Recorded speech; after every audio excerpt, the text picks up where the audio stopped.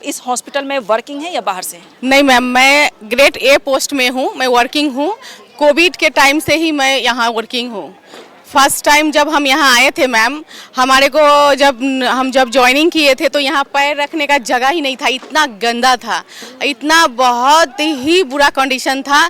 तब हमारे आत्मा रो रहा था कि कहाँ हम नर्क में आ गए। हाँ मैम, लेकिन अभी फ़िलहाल ईश्वर का गॉड गिफ्ट बोलिए या कुछ भी बोलिए, जो जैसे कर रहे हैं मेहनत अपना, नीतीश कुमार से लेके मंगल पांडे जी से लेके ऊपर हमारा जो अपना प्रधानमंत्री नरेंद्र मोदी है, सभी का आशीर्वाद से हम अभी खुश हैं।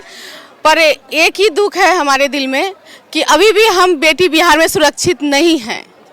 हाँ मैम, अभी भी हम बेटी बिहार में सुरक्षित, कहने की बात है कि प्रशासन है, कहने की बात है कि हमारा बेटियां यहाँ पे सुरक्षित है, खुश है, पर इस चीज़ों से सही मायने रखिए तो हमारे बिहार में बेटी सुखी नहीं है, ना ही खुश है, ना ही सुरक्षित है। कभी ऐसी कोई घटना आपको नजर आई? मैम मेरे साथ हॉस्पिटल की बात कीजिए, बाहर तो मुझे पता है। नहीं मैम, ये अस्पताल में इतना दलाल थे, दलाली धंधा होती थी। यहाँ बाहर से पेशेंट आता था, वो क्या करते थे, पेशेंट के साथ में डील करते थे, इतना मुंह मांगा रकम मांगते थे, और हमारे जो सरकारी अस्पताल का सदस्य है किसी को सेवा करने का मौका नहीं देते थे।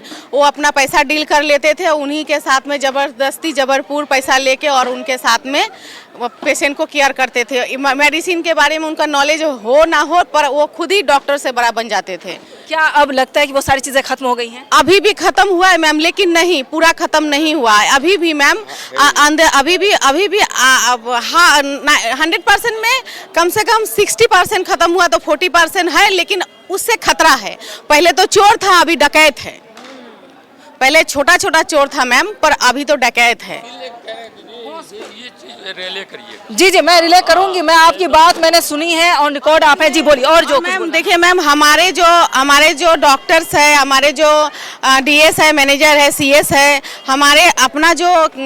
हमारे डिपार्टमेंट का जितना है, ये 1000 कोशिश करते हैं, पर हम लोग भी कोशिश करते हैं, लेकिन हमारे को सुनने मिलता है कि अगर आप ज़्यादा कुछ बोलोगे तो ये जिला से आपको ट्रांसफ़र किया जाएगा, नहीं तो फिर आपको दुनिया फिर दोबारा दूसरा दिन देखने ही नहीं मिलेगा। इस तरह चेतावनी आता है। ये धमकी दी जा रही है मैम, ये धमकी दिया जाता है। किस किस का नाम लिया? सबने आपको धमकी दी इस तरह की? डीएस, मैनेजर, सीएस हमारे अगर अस्पतालों में अच्छा काम करना चाहते हैं, अच्छा तरक्की करना चाहते हैं, तो जो दलाल सब है, बाहरी लोग हैं, तो उनको हम एक महिला है, हमारे साथ भी ऐसा ही हुआ है। अगर हम इनको बोलते हैं कि अगर आप कुछ जानते नहीं हो, प्लीज़ गरीब है, इनका साथ ऐसा शोषण शासन नहीं करो।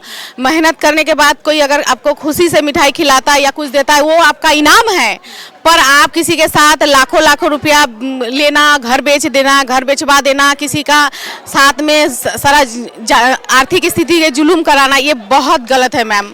इस तरह बहुत स्थिति है। अगर हम इसके प्रोटेस्ट करते हैं तो हमारे को कहा जाता है कि दोबारा दूसरा दिन आपको देखने नहीं मिलेगा, अगर आप इस बारे में अगर प्रोटेस्ट करोगे तो। अच्छा, मुझे अगर सवाल पूछना होगा, ये तमाम प्रॉब्लम जो आपने बताई है, इसके लिए मुझे किसके पास जाना होगा हॉस्पिटल में? मैम देखिए मैम, सच पूछिए तो यहाँ पे दिल खोल के सारा कोई बोलेगा, सच्चाई सब बोलेंगे।